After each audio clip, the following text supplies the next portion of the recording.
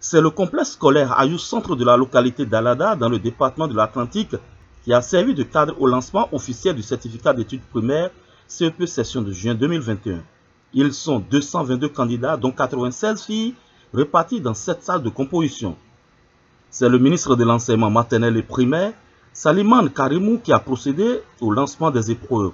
Aux candidats, il dit ceci. Je suis convaincu que tout le monde va réussir. La condition, c'est de ne pas être agité. Ne vous précipitez pas. Si on vous donne l'épreuve, restez calme. Lisez bien d'abord, faites l'effort de comprendre avant de vous mettre à travailler. On va vous distribuer également des feuilles de brouillon. Commencez par vous essayer au brouillon d'abord, c'est lorsque vous êtes sûr de ce que vous avez écrit, que vous allez reporter sur votre copie. Vous avez compris? Ne jetez pas de coups d'œil encore que vous n'avez personne à côté de vous. Ne cherchez pas à savoir ce que l'autre écrit. Peut-être qu'il se trompe, vous ne savez pas. Donc, soyez concentrés sur vous-même. Vous avez compris? N'ayez pas peur. Surtout ça, il faut éviter. N'ayez pas peur. Ok? Bonne chance à tout le monde. Portez vos masques, même dans la cour. Si vous finissez de manger, mettez votre masque. D'accord? Au terme du lancement officiel de cet examen, le ministre Salimane Karimou est revenu sur le choix de la localité d'Ayou et les dispositions pratiques prises en cette période de Covid avant de prodiguer des conseils. Le choix du lieu de lancement du certificat d'études primaires comme examen national tient à deux facteurs essentiels. C'est d'abord par rapport aux différents départements que nous suivons par ordre alphabétique tous les ans, pour pouvoir offrir la chance à chaque département d'abriter cette cérémonie qui n'est pas des moindres, qui tout au moins permet aux populations de savoir que l'école est utile et l'école sert à quelque chose. Et s'il y a encore des réticences vis-à-vis de la scolarisation des enfants, que les gens puissent se dire « Ah, ça c'est un événement », moi mais je voudrais que mes enfants, ou tout au moins de mes enfants, soient dans ce cadre. Voilà le premier critère. Le second critère, c'est également par rapport au taux de réussite aux différents examens ou aux examens passés.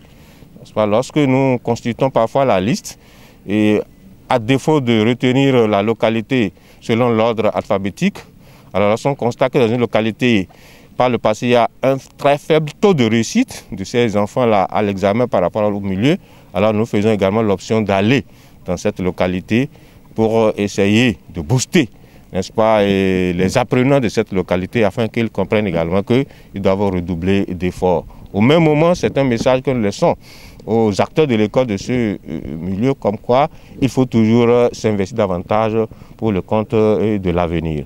Voilà pourquoi nous faisons souvent ce soir. Ah, alors, si nous sommes ici aujourd'hui, à l'Atlantique, c'est vrai, on devrait commencer par la Liborie cette année pour reprendre l'alphabétique, mais nous avons constaté que dans l'Atlantique et précisément dans la commune d'Ayou, dans l'arrondissement d'Ayou, dans la commune d'Alada, dans ce département de l'Atlantique, le taux de réussite au CEP des années passées mérite encore d'être amélioré.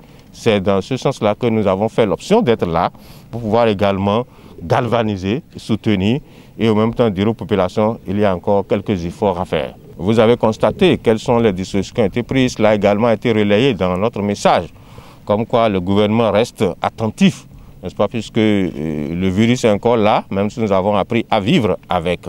Donc vous avez vu, n'est-ce pas, le dispositif de lavage de mains, vous avez vu qu'il y a dans chaque salle au moins de gel hydroalcoolique comme c'est prévu, vous avez vu que les candidats ont mis leurs masques, et il en est de même pour les surveillants de salle. Mais nous avons recommandé aux surveillants de salle, n'est-ce pas, de rester à distance, n'est-ce pas, des candidats pour éviter, n'est-ce pas, toute accointance. De la même manière, nous leur avons recommandé que lorsque ils auront à faire l'épreuve de dictée aux apprenants, ils doivent baisser nécessairement leur masque pour être suffisamment audibles, pour ne pas mal prononcer les mots aux enfants. Et également, nous leur avons recommandé de toujours, disons, observer les mesures barrières, comme d'habitude.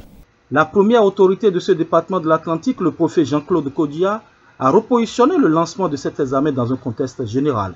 La Covid-19 n'a pas empêché la dynamique d'une bonne organisation et à date réelle. Et donc tout ça, c'est à l'actif. Ils ont des acteurs de l'éducation, notamment les enseignants, les parents d'élèves et les élèves également, mais surtout du gouvernement, qui, donc, à travers le ministère des enseignements maternels primaires, implique donc un bon management, une bonne gouvernance de l'école maternelle primaire. C'est déjà pour les enfants de savoir que c'est ce qu'ils ont vu en classe qu'ils seront proposés, n'est-ce pas? Donc il faut se maîtriser, essayer de lire tranquillement et vraiment essayer d'accoucher ce que ils savent déjà. C'est les parents surtout qui doivent encadrer les enfants en termes de santé, en termes d'encouragement, en termes d'accompagnement. Et je crois que ça devait aller. En tout cas, je crois que le meilleur reste à venir pour l'école béninoise.